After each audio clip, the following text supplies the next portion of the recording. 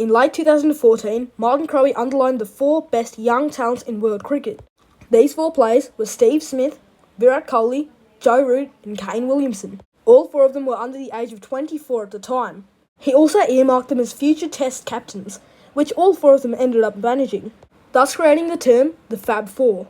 But with all 4 of these players now above the age of 33, it's time to induct a new Fab Four. Now the criteria I have for selection is under the age of 25, so that'll rule out players like Rishabh Pant. But before we go any further, please make sure you leave a like and subscribe. Now the first player on this list is Harry Brook. Brook has scored 1,466 runs, an average of 58 and a strike rate of 90 in his Test career so far. These stats place him among Test career's best at the moment. He also has a pretty good T20 record to go with it, with an average of 30 and a strike rate of 146. He's one of the players who has really profited from the Bazball era. Whilst Harry Brook's ODI career so far has been pretty mediocre, at the age of 25, there's plenty of time for improvement. Next up on the list is Shubman Gill.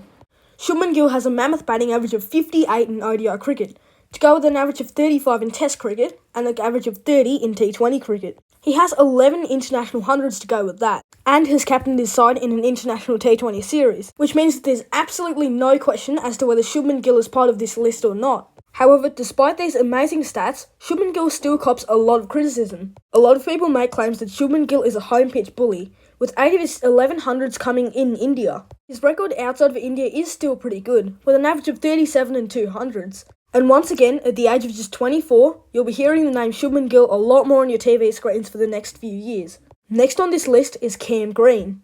Now Cameron Green's a bit of a different one in this team, because he is a genuine all-rounder.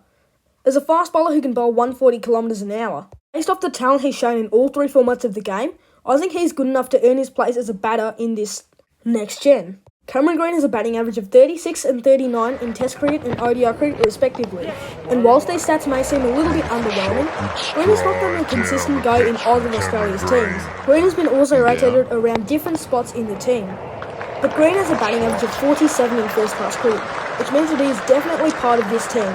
The last player on this list is Rachin Ravindra.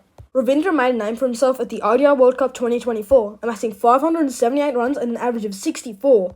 Ravindra's ODI batting average is 41, to go along with a Test batting average of 39.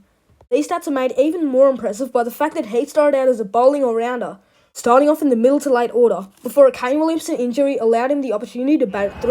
Rachin Ravindra is the youngest player on this list, and in all honesty might be some favourite. But now it's time for a couple of honourable mentions, starting with Tristan Stubbs. Tristan Stubbs is a definite all-format batter in the making. However, he's only played 3 tests and an average of 23. Another player a bit stiff to miss out on this team is Abdullah Shafiq. Abdullah Shafiq wasn't picked in this team due to his poor white ball record and also his quite horrible fielding. I also termed that Yashasvi Jaiswal and Saim Ayub were a bit too young to make this side, having not even made their ODI debuts yet.